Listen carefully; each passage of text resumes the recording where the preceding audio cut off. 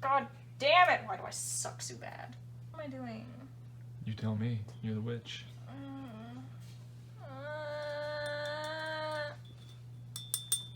I think I snorted a little bit.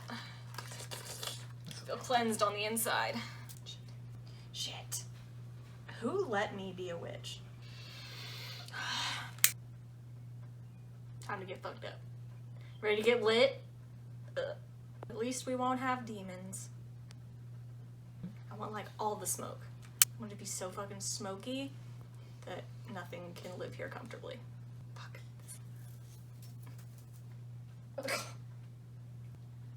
You ready to learn? Yeah. Do you feel cleansed? Do you feel calm on the inside? Yeah. Do you feel like your demons have been expelled? Not entirely. I feel like it's getting there. Breathe harder! Fuck! Extremely floppy, actually. It's a disorder, okay? It's all up in my business right now. Yeah. You could put it out on your fucking tongue like a champion. Do it for the views. The smoke tastes like something.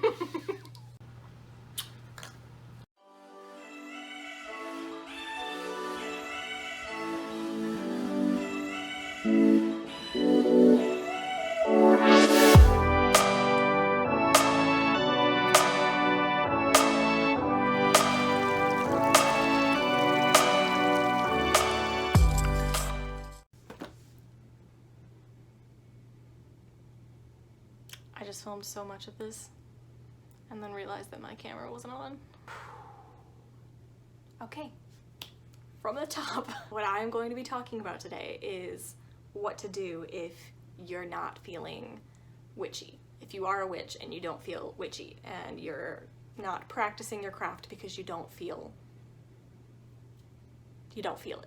Because witchcraft specifically, and anything kind of spiritual, kind of requires you to feel it, you know what I mean? There are a lot of times that witches can experience some, I don't know if you want to call it burnout, kind of like writer's block, where you just like, you want to practice your craft, but it's just not there.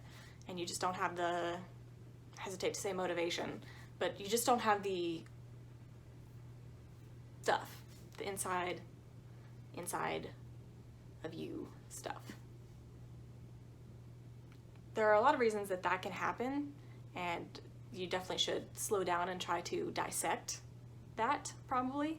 But there are a couple of ways that you can go about trying to fix it, or parts of your life that you can examine a little better to see if that's what's causing your issue. I'm gonna start with setting, where you're actually performing your practice, whatever it is that you're doing.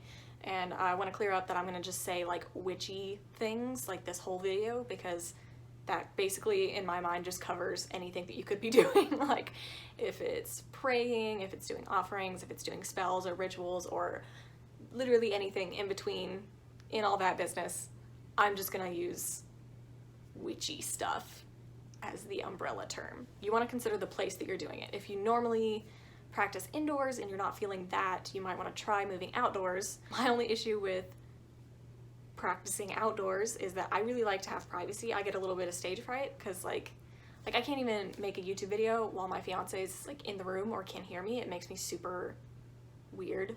It makes me super weird. I don't like to practice somewhere where I don't know if somebody is gonna just like stumble upon me in the woods, tits to the wind. And I just like, it sucks to be in the moment, in the practice, in whatever you're doing, and then get interrupted, and you can lose the mood, lose the mojo, just like that. So if privacy is like an issue for you, especially depending on where you live, there might not be a lot of places in the woods where you're just gonna be totally alone the whole time. So that might be an issue. But yeah, if privacy is not an issue, go find a spot in the woods.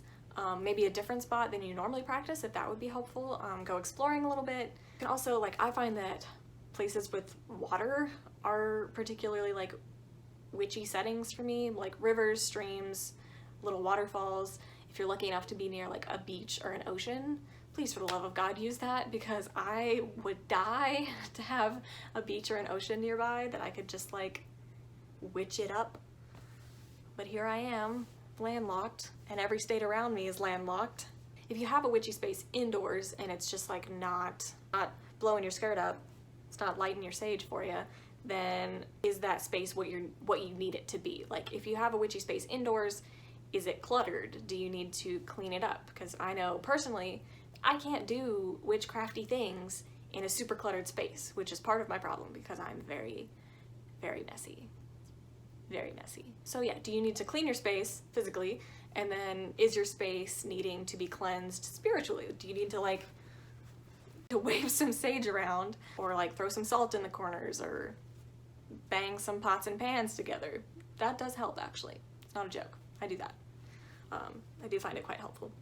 And by the way, a video will be coming at some point about how I cleanse my apartment business. So if you have a space indoors and it's just not like doing it for you, maybe you should consider like, does it need to be cleaned? Does it need to be cleansed? Does it need something different? Does it need different lighting? Does it need whatever? Because all that stuff can actually matter. Maybe experiment a little bit and see what does float your goat? What does light your sage? Something else to consider in terms of setting outside of place is like the time that you're practicing. Like, are you just trying to practice at any random time during the day, or should you wait or schedule around a time that feels more pertinent to your intentions, that feels more important and more witchy for you personally? Do you need to try and practice like at midnight or just at night in general? Or like if you're following lunar cycles, do you need to wait for a certain lunar phase? Do you find like rain or thunderstorms particularly witchy, or is it something that you want to do in the sunshine? So that's just something to consider as well. So the next point that I'm going to talk about is mood. Mood is very important for me. If I don't have that witchy kind of atmosphere, then it's probably not going to be a very successful witchy endeavor for me. So something to think about to help you set a sort of witchy mood, or these are things that help me personally, because it all depends on you and how you practice normally. Something that always helps with mood is candles. If you're worried about like fire, if you're worried about starting a fire, I definitely recommend these like altar candles that come in this big glass thing. You can get them at Walmart, even like Dollar General and like Walgreens and stuff I think have them. I don't know about Walgreens actually, but Dollar General I know has them. So like dollar stores and stuff. They go forever. Like I've lit these things so many times and they are still going. So they last a very, very long time and they're like $1. Super great to have, but of course you can have any candles you want. If you're in like an apartment or a dorm or something that doesn't allow candles like of any kind, get you some of these bad boys. They're just electric. They have a little thingy on the bottom. You can get these at Walmart too, and they're super cheap as well. You can get like a huge pack. I got like 4 packs of these, and these little ones too. I like these a little better. They look a little more natural and they flicker, which is super great. Definitely want that. That's a good alternative if you're somewhere that you just like can't have candles or feel more comfortable not having candles, because that's important. Then there's stuff like incense and oils, which is also something that like if you can't use incense in an apartment or a dorm or something, then you're going to want to use like maybe like an oil diffuser. That's the word I was looking for. My fiance just calls it a smell cannon. Typically you want to line up your incense flavors. That's not what I was trying to say. Your incense like ingredients with whatever your intentions are, and you can do the same thing with essential oils or just like oils in general. So I feel like that would be a good alternative to incense burning. Something else that I have just recently discovered is very important to me and helps me so much is the whole like ambiance you have going on. Some people say that differently. Don't judge me.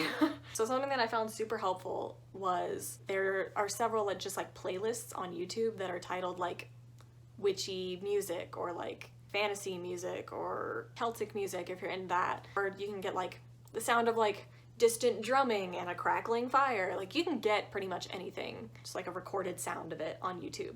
And that's super helpful for setting the mood. Like you can just have it down low or you can fucking crank that shit. I don't know. Whatever gets those witchy juices flowing. So yeah, that's really helpful. And you can even just get sounds of like if you live in a city and the city doesn't particularly make you feel witchy, although it can, there are city witches, it's a real thing. But if that's just not what does it for you, you can even just look up like ASMR, like woods ambiance, and it's like the sounds of the wilderness, and you can just play that. Technology can be helpful for witchcraft. I'm gonna move on to stuff. So this is gonna be the one time when I recommend having witchy paraphernalia, I guess, because I'm all about cheap witchcraft. Like, I'm all about not spending a ton of money to do witchy things and like a shit ton of money on witchcraft supplies and stuff, unless you're like comfortable in doing that and, you know, you have the means. If you're a beginner, it can feel kind of not necessary, but it's like, it's very appealing to have all this witchy stuff. And like, I have quite a bit of shit. I got a lot of witchy shit, but I have also been in this stuff since I was like 12 or 13. So this is mostly just stuff I've collected, and my family is supportive. So this is a lot of gifts. It is good if you're trying to get in a mood to be, what the fuck was that? You're trying to like set yourself into a headspace. It can be helpful to have stuff around you that looks and feels witchy. It just kind of makes sense, right? So I'm not saying that by any means you have to have any of this. Definitely go through the other stuff before you get to this point. But if you just need an extra boost, or you just like an extra boost, because I do, get out your witchy shit.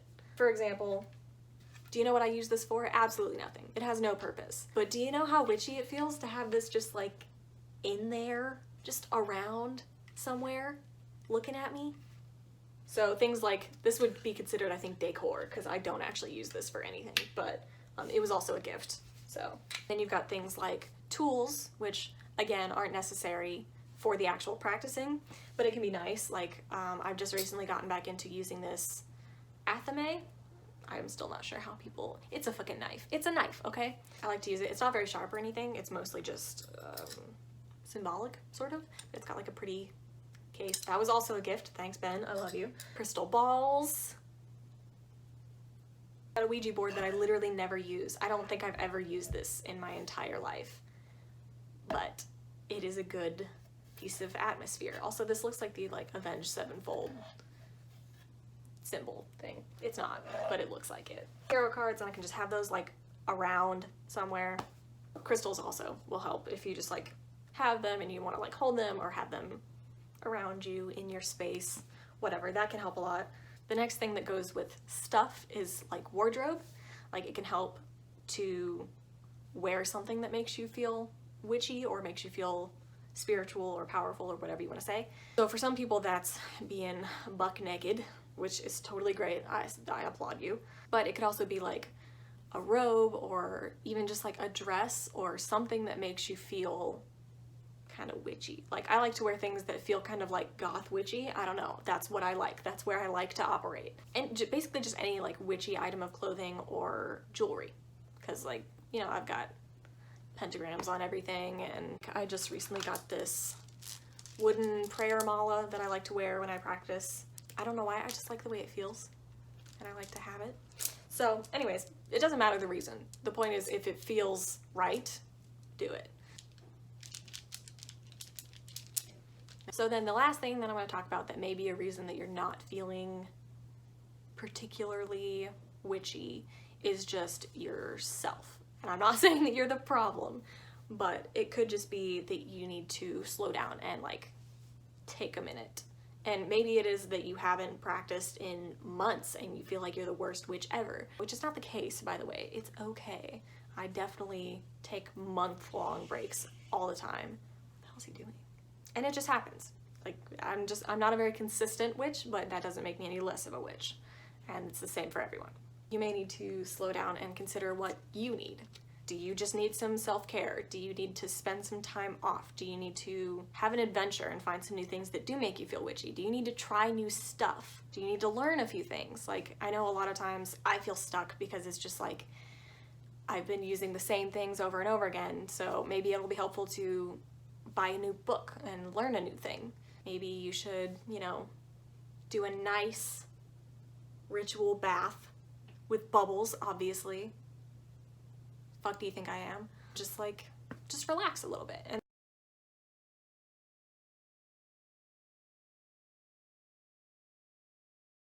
that's all I have. Happy witching. Okay, I had that sage. Do you know what I did with it? Yep. You do? Yep. Is it somewhere really obvious? Check your body. My body?